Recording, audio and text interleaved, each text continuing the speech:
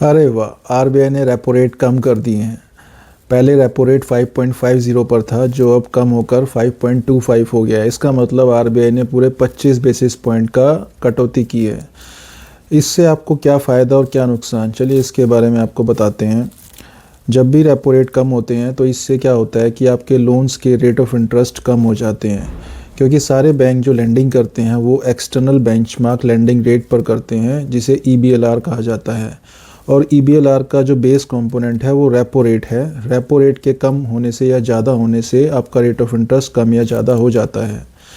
अब आपको इसका बेनिफिट कैसे लेना है? अगर आप अपनी ईएमआई सेम रखते हैं तब तो आपको इसका बेनिफिट बहुत ज़्यादा मिलेगा।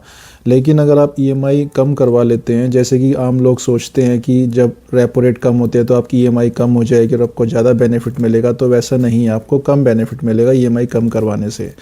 तो सबसे अच्छा, अगर आपको ज़्यादा बेनिफिट लेना है तो अपनी ईएमआई सेम रखनी है, और तभी इसमें आपको बेनिफिट मिल पाएगा।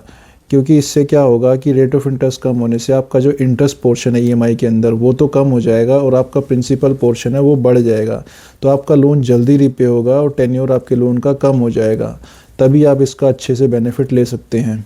और रेपो रेट के कम होने का एक नुकसान ये होता है कि आपके एफडीज़ के रेट भी कम हो जाते हैं, क्योंकि बैंक लैंडिंग करते हैं डिपॉजिट के बेस पर ही।